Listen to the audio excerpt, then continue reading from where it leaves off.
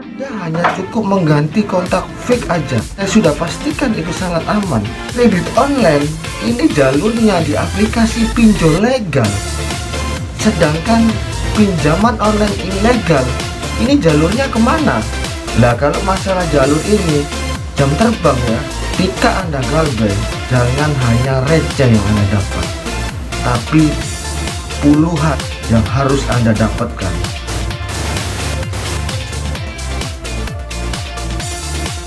Halo guys, welcome back to my channel.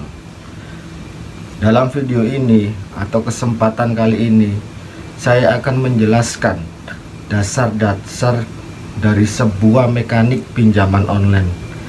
Dan kesalahan seperti ini banyak dilakukan oleh pinjol lovers. Apa aja sih kesalahan yang sering dilakukan oleh mereka ini sehingga data yang tadinya bersih bisa menjadi abu-abu bahkan menghitam? Kesalahan pertama adalah tidak menggunakan HP dan nomor yang ACC di pinjaman online legal. Satu contoh kasus seperti ini. Semisal Anda mempunyai 6 aplikasi.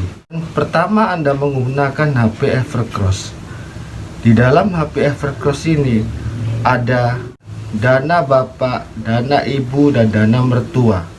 Ini sudah 3 kali pembayaran. Kemudian HP Evercross ini Anda jual. Kemudian Anda membeli HP baru lagi, katakanlah Mito lah. Di dalam HP Mito ini Anda juga masih bisa ACC pinjaman online legal. Satu contoh aplikasi KTA, KSP, dan aplikasi ABCD.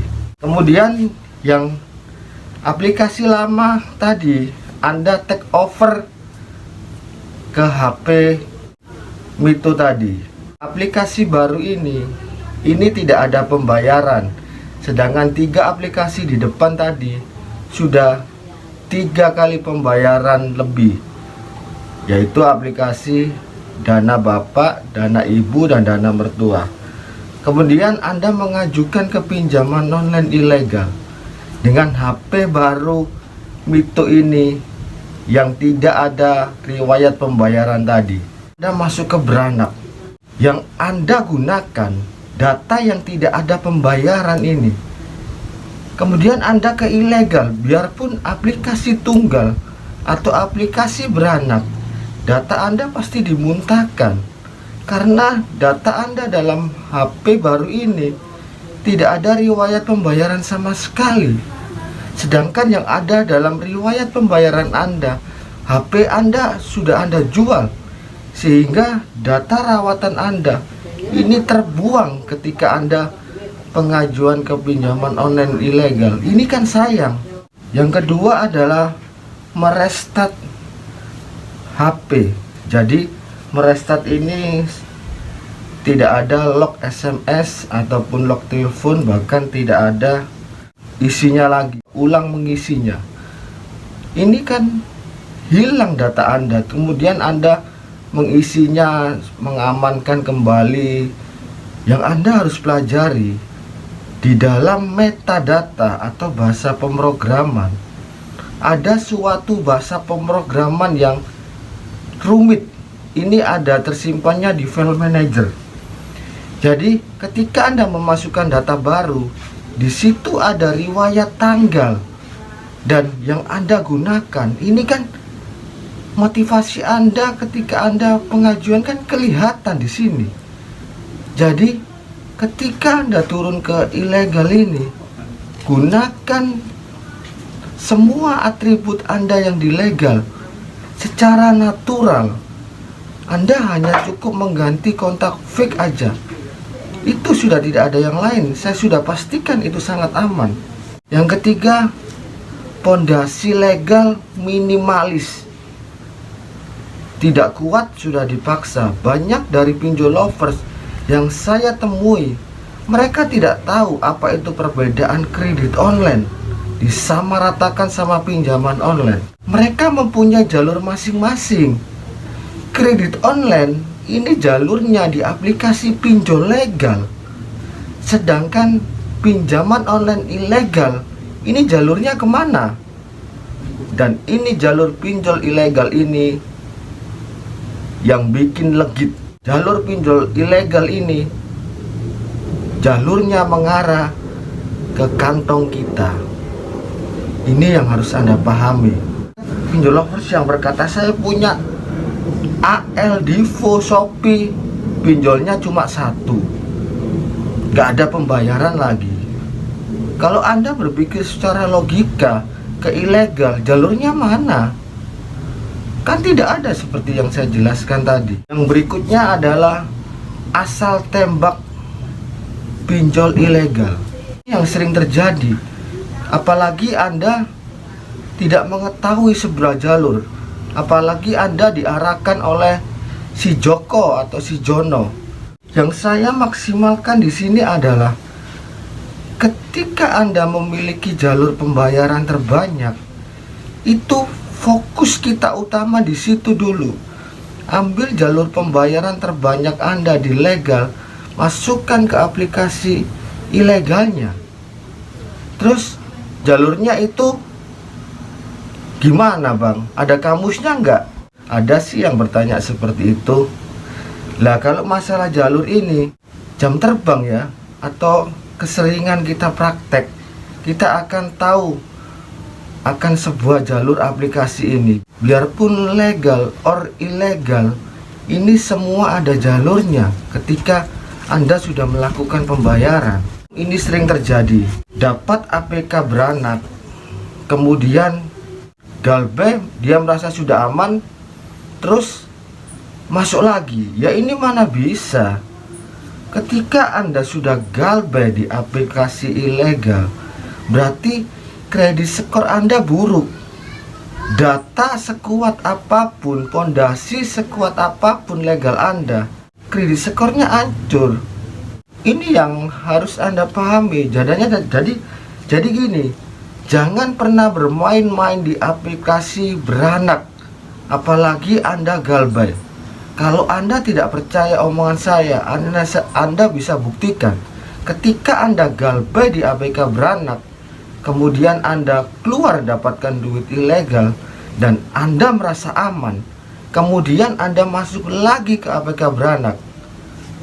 Tidak semudah itu Ferguson. Di APK beranak lainnya, kalian pasti akan ketolak. Itu saya bisa yakin, karena APK beranak ini bukan satu perusahaan. Dia seperti Pujasera. Banyak orang yang jual di situ, berbagai macam-macam perusahaan. Ya memang satu perusahaan bisa banyak, bisa mungkin ada 6 atau bahkan 10 aplikasi lebih. Tapi ketika Anda galbay di APK beranak, data Anda yang dipertaruhkan, dan data Anda langsung sebar ke mereka, dan data Anda menjadi hitam, bukan abu-abu lagi tapi menjadi hitam. Ini kan sayang. Rawatan Anda yang begitu bagus tidak bisa maksimal. Dan orang yang bisa saya keluarkan dari pinjaman online ini, estimasi saya 7 hari. Ketika saya turun pertama 7 hari ini, saya total list hutangnya legalnya berapa. Kalau pondasi dia cukup tanpa melakukan sistem open and close atau pancing bayar, saya akan tembak semua aplikasi ilegal ini. Tapi kalau ketika datanya masih agak setengah-setengah, mau tidak mau saya akan menggunakan strategi open and close ini. Jadi untuk 7 hari ini saya clearkan semua. Tidak ada nunggu galbay dulu baru masuk berikutnya. Enggak. 7 hari ini harus memenuhi tagihan mereka, dan 7 hari ini harus saya tuntaskan. 3 hari aja mendekati Japo, data kita ada sudah mulai mengarah ke abu-abu. Apalagi kalian yang sudah galbay di APK beranak. Tetapi ketika Anda galbay, jangan hanya receh yang Anda dapat, tapi puluhan yang harus Anda dapatkan. minimal segitu. Rugi kalau Anda dapat 1 juta, 5 juta, terus data Anda jadi busuk. Ini adalah sebuah mekanik yang harus Anda pelajari. ACC dengan kontak real, kemudian turun lagi dengan kontak fake. Ini tidak bisa kalau saya ngomong, karena mereka ini sistemnya kan ACPB, Access Copy Phone Book.